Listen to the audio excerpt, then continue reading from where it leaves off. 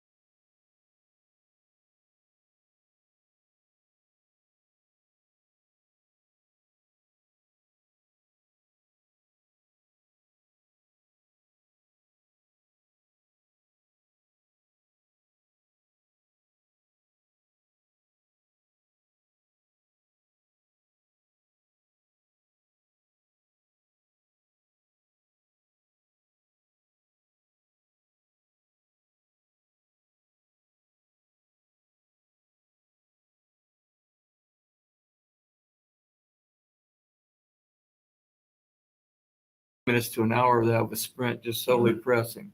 So you didn't get any breaks. So the games were actually easy as far as conditioning went. We'd be up and down that floor just left and right. And back then they wouldn't give you a water break either. So I'm not surprised that we're still alive, some of us. But I think after some of those practices, I could have woven a cotton blanket with all the cotton I had in my mouth after practice. But it made you tough. They had a lot of farm kids. And, the tradition of the tournament, so many with Skyline and everybody else, people come back for this tournament, and they'd take time off of work, and they would meet. It'd be a family tradition. They'd see former players and stuff, and it was just a great time and just a great atmosphere. As a junior, won the whole thing in the tournament, won all 4 games. Probably your 2 tougher games out of the bunch was second and third round, went overtime in both of those games. The second round game, though, had kind of a crazy finish to it that you were a part of. We're playing, I believe, Marshfield, in that second round game, and coached by Frank Brandstetter, who had won a state championship at Nixon. Frank's a good friend and did a great job. And we're playing Marshfield, and they hung in there. They hung in there with everybody that year. And we get up, and then there was a timeout, and I remember this like it was yesterday. And some kind of inbounds play with 13 seconds. Of course, they're trying to get the ball to me, and I was, handled the ball. I took off, and during the timeout, someone had spilled water on the floor and didn't get it up. I hit that, and both feet go up above my head, and my rear end hits the ground, and the ball went flying. And, we always taught to hustle. So some kid from Marshfield grabs it, goes in for this layup. Well, I'm trying to stop him before he gets the layup, make him shoot free throws. Well, guess what? He got the and one. So we were that close with like 2 seconds in that game to getting beat. Luckily, he missed the free throw. We go to overtime again, and we won it. So that was quite an experience as a player and stuff, and you learn from that. But it's one of those freak things that happens in basketball. That was the overtime game in the second round. Beat Joplin Memorial in the semifinal. Another overtimes. Skyline didn't play very many overtime games, and for some reason in the Blue and Gold tournament, it seemed like we got into these games, and but we had a toughness about us on defense and offense, Shane, that we could come to play, and we didn't fold under the heat, so to speak. We stayed in there and played every possession, and they had a really good team. We ended up pulling that game out in overtime, and that put us into the finals. Go to the final against Willard, and back at that time, Charlie Spoonhour, the great coach here at Southwest Missouri State at that time, had a great relationship with coaches, came to the games. When you played Willard, of course, back then it was small, medium, and large size classifications. Willard was a bigger school, and Charlie went to their coaching staff and said, "Hey, what are you going to have to do to beat Jackie Payne?" And I think he got some bad advice, maybe. It was really funny. If you know Charlie, he was a great coach, a great person, and he had such a sense of humor and wit and sarcasm about him that he could make any moment, a great moment. So he talked to Coach Gould before the game because they kind of knew each other and stuff. And of course, he knew me as a kid. He tried to recruit me and stuff. But he said, "What are you going to do with Skyline and with me?" And Bill said he had these big, tall dudes, and he said, "We're just going to hand it over on that press all the way down the floor." And he said, "What are you going to do with me?" He said, "Well, we won't worry about him. We'll put a big guy in front of him or something." So I heard that later on, but we got super pumped for that game and came out and played. And before I get to the game, I'll tell you, so they have a get-together after the game, and Coach Larry Atwood would get the staff together and the workers together somewhere, and they would meet, and they'd have kind of a social thing after the Blue and Gold tournament was over, the championship. And so a lot of people were there. I mean, I wasn't there. I was a kid, but I heard this story later. Atwood told me this story later so Spoonhour shows up a little bit late for this, and he goes in, and the first question he asked, and this is after we beat Willard, was, "Where's Billy?" He called him Billy. "Where's Billy?" And they had this table with these curtains down, or hanging over the side, and somebody pointed down there underneath the deal. And so Spoonhour goes over and lifts up the tablecloth thing, and there's Gould down there, probably with the adult beverage, and say, "Hey, Billy, what'd you do with that Skyline press? And how did Payne get 29 points on you?" So, I mean, just funny stories like that go back and forth. But the Willard game, Gary Sell, Angus, those guys, they were very talented. They took third in the state of Missouri in Class M. And like you said, they were L, large, medium, and small. We were, of course, a small school.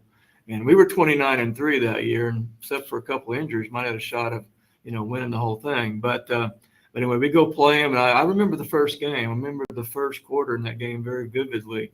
It was 13-10 as a score, but I scored 10 of our 13 points, and 4 of them would have been 3-pointers, but we didn't have the 3-point shot back then. They packed it in, and you had to get really deep against them to shoot over those guys. And, one of those games where you're in the zone, and we extended our lead at halftime, and our teammates did a great job of getting the ball, and I was hot and, made free throws and made shots and, put in 29 points that game. And actually we more or less held the ball the last quarter. So, we really didn't try to shoot very much. So other than getting to the free throw line, but it's a great game. And it really helped, Skyline and our tradition and, winning the Blue and Gold. I don't care what team you're from. It's just something you'll never forget the rest of your life. Get into coaching after that, after graduation, go to St. James, spend 6 years there, have a lot of success at St. James. Then you get the call to go to Marshfield. Yeah. And you would think after having the success you had, that would be a tough decision, but you wanted to get back in the area. Yeah, it was tough. I mean, we had a team at my 4th year there, we were state ranked. And my 5th year there at St. James, we were 26-1 and, got beaten the district championship by St. Francis Borgia by 4. But anyway, we ran the table, had a really good team, really good program coming on. But Jack Howard, you probably heard of Jack Howard and all the Howard girls. He was superintendent at Marshfield. And he called, and he'd watched me as a player and watched me, kept up with the coach. And Marshfield was open, and I went down and visited with him. And he basically said, I think we got people here, players here. We just got to learn how to play and do things right. So I took that job, and one major thing, I wanted to get back to the Blue and Gold tournament. I wanted to get back to the Blue and Gold tournament, playing the Blue and Gold tournament as both a player and a coach, and it was such a great tournament. So that was a main reason I came, and lo and behold, the first year, one of the main teams was Gary McDaniel and Rogersville. They were state, and, they were outstanding. And our first game of the year in a tournament, we played Rogersville. Well, it wasn't the first game, second game. We played Rogersville in the tournament early. They beat us 34. Then we play them a week later, 10 days later, they beat us 21. I told our guys, I said, I know how to beat them if we can just do a few things and this and that. So we were seated 5th in the Blue and Gold, and then we won, and we played West Plains and beat them. And so now it's set up Rogersville and us in the semifinals. And I don't think our kids had been that far. I know our Marshfield had been that far in a long time. So we go out there and play, and we get a lead, and then we hold the ball on them. They had to chase it around. We made free throws and won by about 9 or 10. So that propelled us into the finals game, and that was just a great experience for everyone. Well, that was in 1985. That win against Rogersville, your 100th career win at that time. Lost in the championship game, but anyone that's been around this tournament for any time at all has heard of the 1985 championship night. That was just something else to be a part of. Yeah, that was I don't know how much Hammond Center holds. They said 9,000, 9,500, but they had like 300 people outside lined up with the fire marshal. So somebody had to walk out before somebody could come in. Now, we weren't the featured attraction. I guess not, but we were. No, it was Kickapoo and Nick. So they had the big guns and the South Side rivalry and all that was going on. So we played the first game. They played the second game, but talk about an experience going from our Marshfield kids winning 5 or 6 games the year before, and now we're suddenly in the Blue and Gold championship game and playing in front of 9 or 10,000 people. That was a great experience, and again, something those kids won't forget, and I won't forget. So it was just a great night for basketball here in Springfield. So that was your first year there. Next year, you come back to the Blue and Gold, win the whole thing as a coach. A big win over Van Buren at that time, 64-61. Won it again 2 years later. So a lot of success with that team in this tournament. Yeah, we, Marshfield, Scott Purrier covered a lot of the games back there. Everybody knows Scott. Now, I want to mention, Ned Reynolds on Channel 3. Everybody watched him. Scott Purrier, Marty Edelman, Amble Welch. They really did a great job with the newspaper covering things. So, yeah, we came back. We have David Lurvy, Jeff Jones, Scott Odell. We have a good returning cast coming back to this tournament, and we were pretty good. That team averaged 81 points a game without a 3-point shot.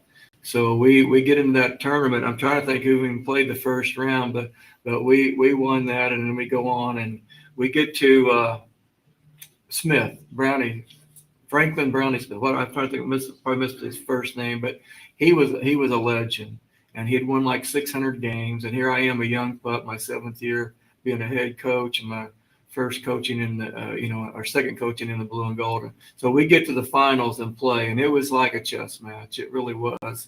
He was so smart. His players were so fundamentally sound, and we had to change things and do this and do that and do that and do that. Came right down to the wire, and I think we won 64-61 for Marshfield's first ever Blue and Gold championship.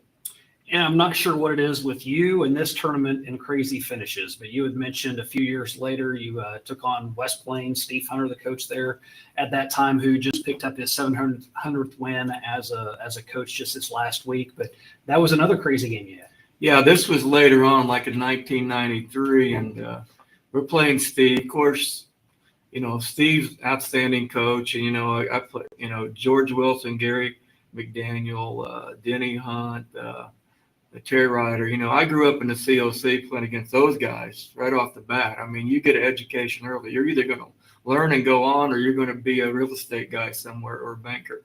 And so we learned that. But we get against Steve in that game, and I remember they had a 1-point lead, 30 seconds to go. I had Corey Garrison on that team, a brother of Casey Garrison, who was Lady Bear, and all that, and Marty Garrison family.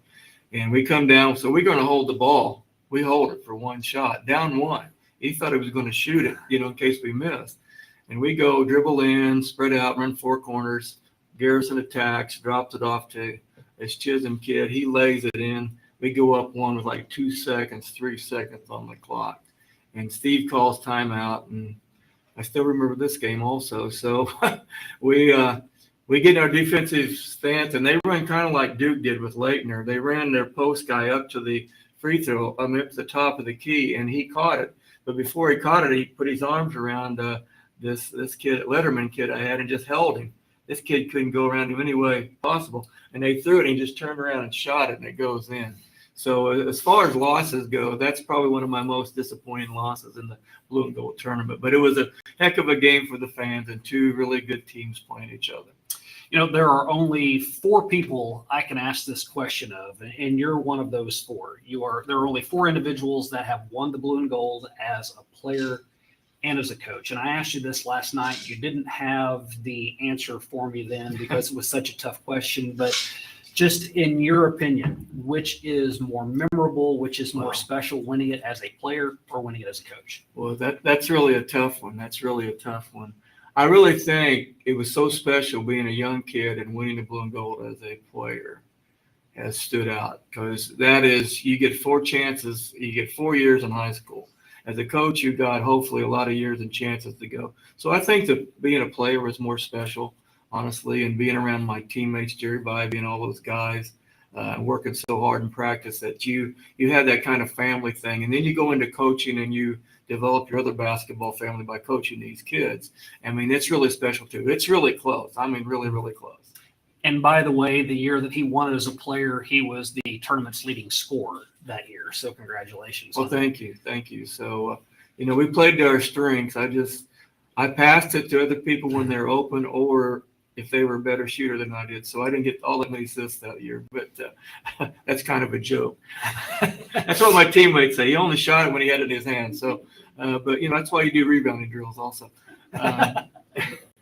So I was lucky to play with some really good players, and our defense was good. And, you know, we did a good job, and everybody did what they had to for our teams to be successful. A couple closing thoughts, just your memories in general. And we had this discussion last night. You really go back to just the tradition of this tournament and how there is so much camaraderie amongst coaches, players, fans, officials. Doesn't matter who it is. This tournament's just extremely special. Oh, it really is special. And you hit the nail on the head there, Shane. People come back and they know you as a player, and then later on they tell you, well, I watched you as a player. Now they're watching you as a coach, and all the teams. And like people take, like say, vacations and things. They come back and meet. It's just a gathering place. One other kind of note about the Blue and Gold tournament. In the year when I was at Marshfield, and we have Lurvy and those guys, we won it. Nixa won it with Craig Noggle. And the Blue and Gold had always wanted to have, or people always wanted, well, let the 2 winners play, but you can only play a 16-team tournament in Missouri. They wouldn't let a 32-team thing go. Well, just lo and behold, and I don't know how many times this has happened, but it did happen. So Marshfield was playing Nixa, the first game back from the Blue and Gold. So, I mean, Marshfield was totally packed. And of course, it was packed a lot of times there at Marshfield. We go play these guys, and we're down. I remember this game too. We're down 6 points at halftime, and usually we weren't down at halftime. And we came out and we threw that 1-3-1 matchup, 3/4 court trap on them, and outscored them 18-3. So we went from 3 down to 9 up, if my math is right. And then we get into the fourth quarter, and I had Dale Fraker and Tony Valha and Brad Jones and so on, and some really good players. And Tony Valha was about 6'3", but he was the guy that does everything on your team. Guards, handles the ball, rebounds, smart, passes, everything, scores some. He all of a sudden turned around and he got elbowed in the eyebrow, and it was bleeding and everything else. And we didn't have trainers back then. So I looked at my assistant and said that Ron Cummins, I said, go get a butterfly hammer, bandage him up. So he takes him in the locker room back there. He couldn't find a butterfly bandage. He just sticks the bandage on, and he puts pre-wrap around his head, and then he tapes it on. So he comes out. He looks like he's has one of these big, like, Muslim things that they wear. And he comes out, and I go, Coach, I said, what did you do? He said, I couldn't find a tape. And so he said, I said, well, get in there and play. So we got in there and played, and we won the game. So that was another kind of a highlight when the two teams met.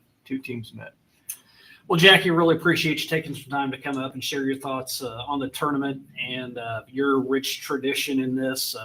Wanted to bring you in and let you have a little bit of recognition for what you've done, both as a player, as a coach. We really appreciate that. Well, thank you, Shane. Like I say, it's been great being in the Blue and Gold, being around both player and coach, and I have so many memories from this tournament. I just appreciate Darren and everybody for keeping the tradition going, keeping it going. And Thank you very much. By the way, probably tomorrow about this time, you'll be a grandfather for the 15th time. 15th time, All right. number 15. Congratulations on Thank that. Thank you. Yeah, that's all in the works. So I'm a busy guy today and tomorrow and through this weekend. All right, Jackie, thank you. Thank you. We'll do a little bit of rearranging here for just a minute. We'll let Jackie step aside as we are now ready to reveal the bracket, the seeds, and the pairings for the 77th Blue and Gold tournament. So bear with us for just a second.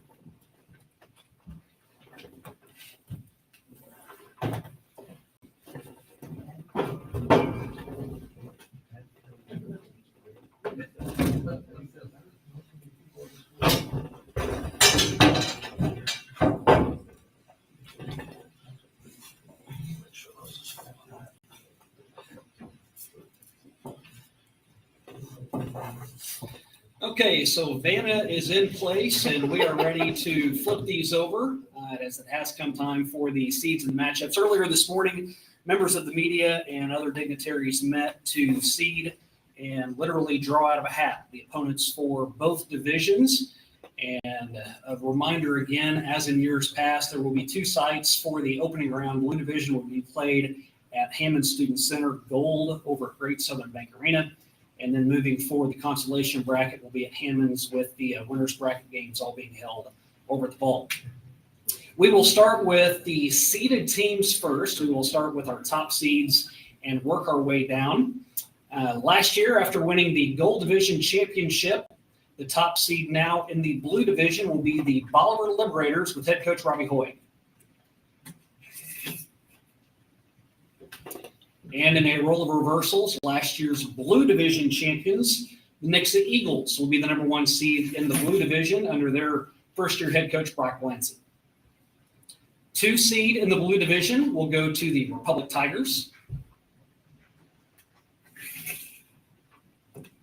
And the 2 seed in the Gold goes to the Rogersville Wildcats. Back to the Blue Division, where the 3 seed, the Hartville Eagles, after championships in 2019 and 2020. And the 3 in the Gold, the Stratford Indians. On to the 4 seeds in the Blue, the Ozark Tigers. And the 4 seed in the Gold, one of the 2 Springfield Public Schools entries, the Parkview Vikings. Actually 13 teams this year with head coaching changes. Jack Simpson now the head coach at Parkview. 5 seed in the Blue, we welcome back to the tournament for the first time since 2000, the Sparta Trojans and head coach Derek Link. And in the Gold, the Fairgrove Eagles will be the 5 seed. 6 seed in the Blue Division, the Camdenton Lakers with their new head coach Daniel Edson. And the host for the event, champions back in 2019 and 20, the Greenwood Blue Jays, will be the 6 in the Gold. The other Springfield school entry, the Hillcrest Hornets, are the 7 seed in the Blue Division. And the 7 seed in the Gold, the Lebanon Yellow Jackets. And the final 2 seeded teams, the 8 seed in the Blue, the Ash Grove Pirates.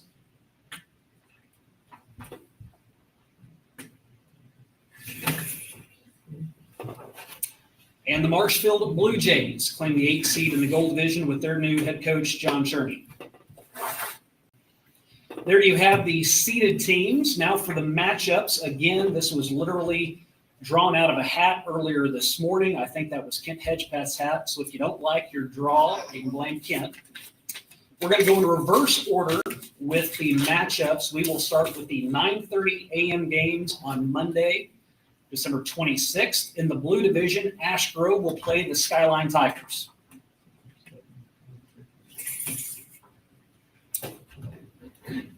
And the gold, the opponent for Marshville will be the West Plains Zizards. The 7-seeded teams, they will play at 5 o'clock that opening day. And in the blue division, Hillcrest's opponent will be the Spokane Owls and their new head coach, Newt Sterry. And for Lebanon, they take on the Willard Tigers, with J.J. Adamson making the move from coaching the Lady Tigers to coaching the boys team.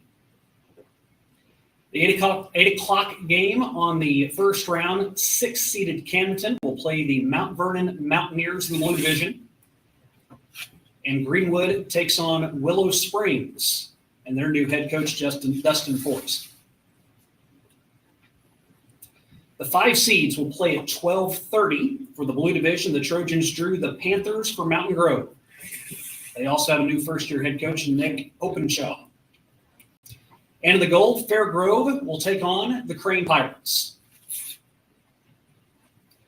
The 2 o'clock games featuring the 4 seeds in the blue division, Ozark takes on the Reeds Spring Wolves. And Parkview takes on the Branson Pirates and their new head coach, Pete McBride.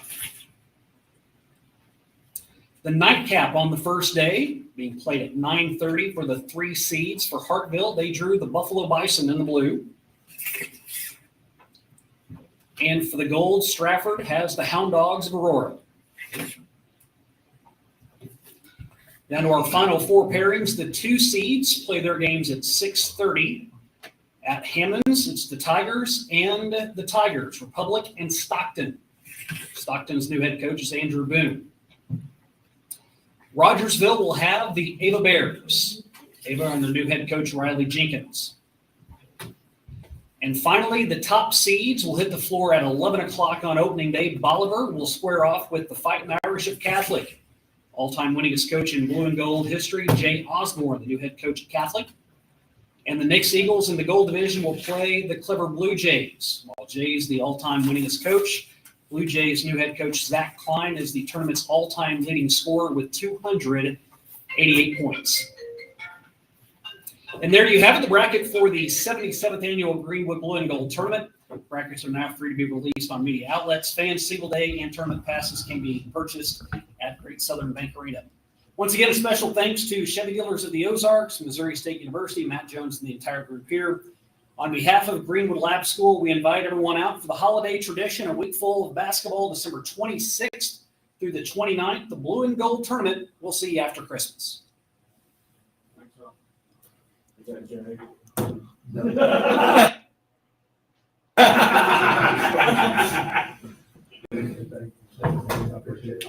I got some pictures. You